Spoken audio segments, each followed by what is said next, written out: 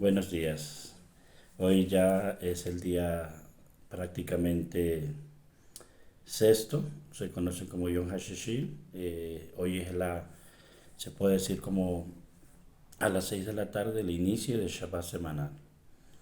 Estamos en los días de Lul, sí, en el mes del retorno, en el sexto mes calendario lunar, que más o menos equivale al calendario solar entre agosto y septiembre, promedio, siempre, a veces se atrasa, a veces se adelanta, ya que el calendario lunar hay años, el año bisiesto tiene 13 meses y otros son 12 meses. Es diferente al calendario solar, que solamente tiene 12 meses. Y todo eso son cómputos, son arreglos más humanos dentro de los ciclos de la rotación. Por mucho tiempo se creyó que era la Tierra que le daba vuelta, el Sol le daba vuelta a la Tierra, perdón. Pero es comprobado ya muchos años también científicamente que es la Tierra, la rotación de la Tierra, el ciclo de la rotación al Sol es lo que se llama el año solar y así sucesivamente. Vamos a explicar cuando estudiemos el libro de Bereshit, que ya próximo estaremos para entrar en la parashá de Bereshit. Eh, Me han saludado al interno, personas que están viendo estas enseñanzas, estos videos desde Europa, otros desde Asia, otros desde África, pero son latinos. Y pues me han preguntado de a dónde transmitimos esto. Pues realmente yo vivo aquí en Bogotá, pero muy orgullosamente soy ecuatoriano. Me siento muy feliz y contento que el Creador me haya colocado en ese pedazo de tierra y posiblemente pues hay unas palabras que aunque yo llevo muchos años viviendo aquí en esta ciudad y en este país, pues son muy oriunda o muy de nosotros, aunque yo considero que es la patria grande. La patria grande es todos los latinos y los parecemos los que hablamos esta lengua hispanos, los hispanos parlantes.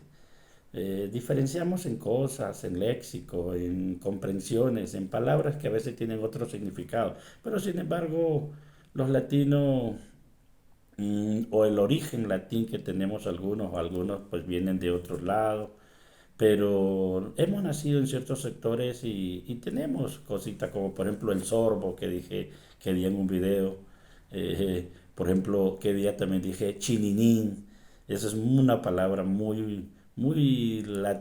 prácticamente de ciertas regiones, o sea, son palabras muy regiones. En la parte de los que ven allí en el Ecuador, Quinindé, Guayaquil, Machala. Chininín es como decir pequeño o alguna porción pequeña, ¿cierto? Esos son muy palabras coloquiales de ciertas regiones. También se usa mucho aquí en el Pacífico colombiano por el lado del Tumaco, en ese sector del Pacífico y ciertos lugares. Se usa ciertos tipos de expresiones. Bueno, sin más preámbulo, me están preguntando muchas cosas, que están siendo bendecidos, que están escuchando, que por qué no mejoramos cosas. Pues yo inicié con este canal hace 7 años, pero no le puse todo el espíritu que le estoy poniendo ahora. Pero vamos a ir de menos a más. Es mejor ir, como dice en italiano, a crescendo. Es mejor ir a crescendo, en crecimiento y no estar arriba y luego bajar. Vamos a ir en ese proceso. Bueno, en esta mañana quería decirles lo siguiente. Hemos tocado muchos temas, pero ya es hora de ir abordando temas más profundos, más serios, escriturales, pero vamos a trabajarlo. Y sobre eso quiero decir lo siguiente, 2 puntos. Aquí en Colombia, sobre todo en esta parte del país, que es Cundinamarca, Bogotá, que es la capital, el centro, hay una comida, no sé si en el referentes regiones, pero aquí hay una comida que se dice el muchacho relleno. El muchacho relleno es un pedazo de carne que trae el ganado. Entonces dice que una señora preparó el muchacho relleno y le quedó delicioso, tan delicioso, que los comensales preguntaron, venga, denos la receta, ¿cuál es la receta? La señora, no sabiendo pero ella le cortaba las dos puntas al muchacho relleno. Le digo, no sé, mi mamá lo hacía así. Entonces las personas le dijeron, pues venga, llévenos de su mamá. Claro, mi mamá está viva y la fueron de la mamá y la mamá le dijo lo mismo, no sé, mi mamá lo hacía así, la abuela. Fueron donde la abuela y la abuela también dijo, no sé, mi mamá lo hacía así. Fueron donde la otra abuela y la otra abuela a preguntarle el secreto de qué le echaba, qué hacía, cuál era el punto. Y la, mejor dicho, tres generaciones atrás, casi cuatro, le dice la viejita, no, lo que pasa es que mi sartén, mi horno era tan pequeño que me tocaba cortarle las dos puntas. ¿Ven? De esa manera lo hizo la hija, luego la nieta y luego la bisnieta. Cortaban las dos puntas al muchacho relleno.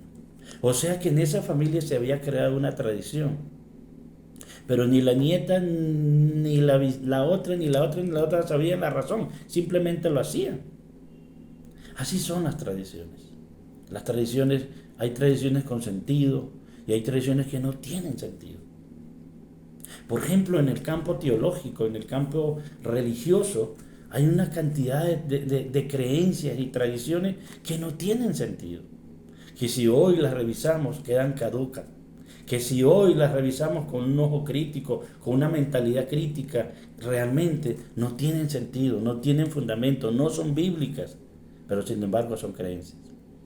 Sin embargo son creencias. Y lo triste de esto es que muchas creencias, para decirlo de esa manera, entre comillas, realmente partieron desde una experiencia. Y esa experiencia, esa persona la presentó como un argumento y ese argumento luego se le hizo exégesis y luego entró a ser parte de una doctrina. Y cuando revisamos eso, no tiene coherencia, no tiene sentido, no tiene base, no es bíblica. ¿Ven? ¿Y por qué? Porque no nos preocupamos por estudiar las escrituras como tal. Ejemplo, Satanás. Satanás aparece en la escena, pareciera y hay supuestamente bases bíblicas como se lo presenta, pero cuando uno revisa con detalle no hay. Que hubo una supuesta rebelión, y aquí voy a plantear dos puntos, que hubo una supuesta rebelión en el cielo.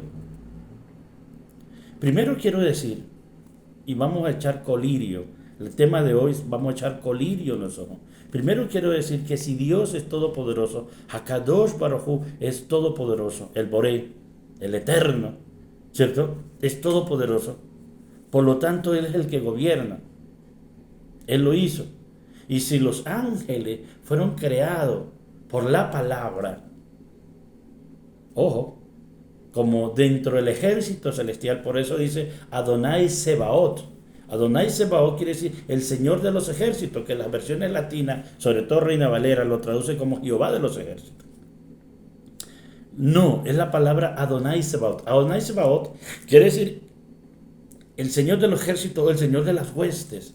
Quiere en ese orden los malajines, en hebreo, la palabra ángel, porque ángel es griega, un concepto griego que hay que también debatirlo. En hebreo es malajim. Los malajim hacen parte de ese ejército celestial, y no uno, muchos ejércitos celestiales. Por eso Adonai Sebaot, es un plural. En ese orden de idea, los malajim fueron creados con un propósito al servicio del cielo. Los malajim no tienen voluntad. Tampoco tienen libre albedrío. Al no tener voluntad, no tienen libre albedrío. Por la razón de ser que vamos a estudiar hoy, en este inicio, en este día previo a Shabbat, voy a traer una serie de conferencias cortas para mostrarle y evidenciarle la realidad. ¿Ves? Entonces, al no tener voluntad, pues no pueden tomar decisiones. Y al no tomar decisiones, pues no se pueden revelar. En segundo lugar, si el Señor los colocó con un propósito, con un plan, ¿ven? ¿Cómo así que el príncipe Luzbel, y según la tradición, no escritura, Él era el príncipe del ejército del Señor. Y por eso lo cambiaron a Satanás. No es bíblico. La palabra Satanás viene de otra cosa. Inclusive viene como del griego, que quiere decir calumniador. La palabra hebrea es Hak Satán. Hak Satán, H-A, Hak Satán, que quiere decir el adversario.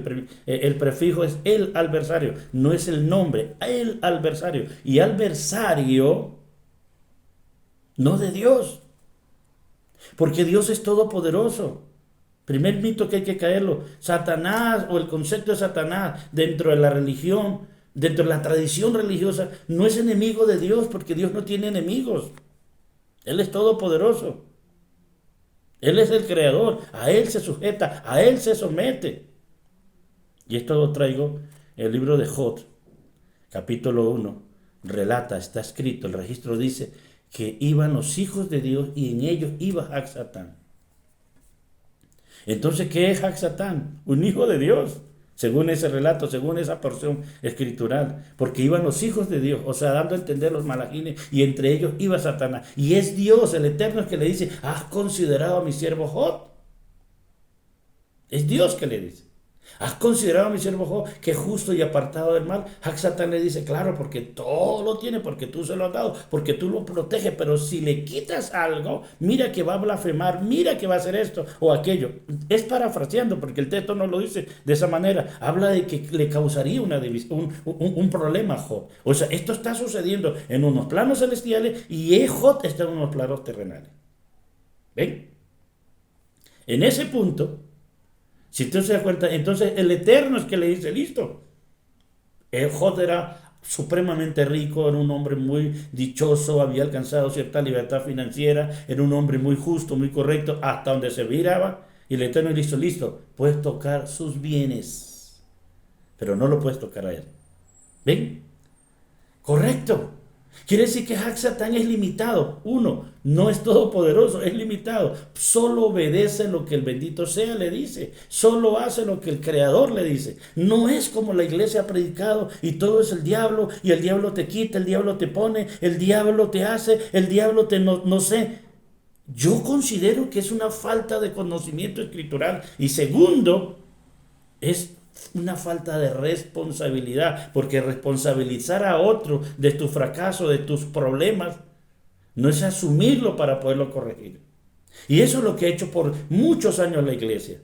La iglesia, los predicadores, se han inventado un Satanás que bíblicamente de esa manera no está escrito, no es correcto, porque le estoy demostrando que Hak Satán está limitado y Hak Satán realmente es un instrumento de Dios. Y voy con el segundo punto. Y que no es enemigo de Dios. Voy con el segundo punto. Hak Satán se lo puede mirar como un entrenador. Ahora, a nosotros sí. Por eso, el adversario quiere decir que es nuestro adversario. Es nuestro oponente. No a Dios, a nosotros. A usted y a mí, a los creyentes. Se nos opone para que no alcancemos, para que no logremos los objetivos planeados o planteados o el propósito del Padre Celestial que tiene para cada uno de nosotros. ¿Correcto? En ese orden de idea es el punto.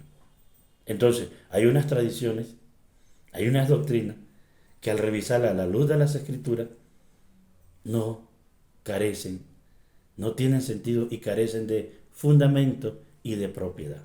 Bendiciones. Shalom. Hoy vamos a continuar con esto. Vamos a hacer una serie de conferencias, ya que tengo tiempo, estoy preparado para el día de Shabbat. Entonces vamos a hacerlo. Tú que estás escuchando, los que están en Europa, los que están en el Asia, los que están en África, donde está llegando este mensaje, los hermanos que están en Estados Unidos y en Canadá, bendiciones. A los que están aquí en Colombia, los del sur, Argentina, Chile, bendiciones. Eduardo, bendiciones. Shalom a todos. Muchas bendiciones. Que el bendito sea los continúen diciendo, y dale like y suscríbete al canal. Amén.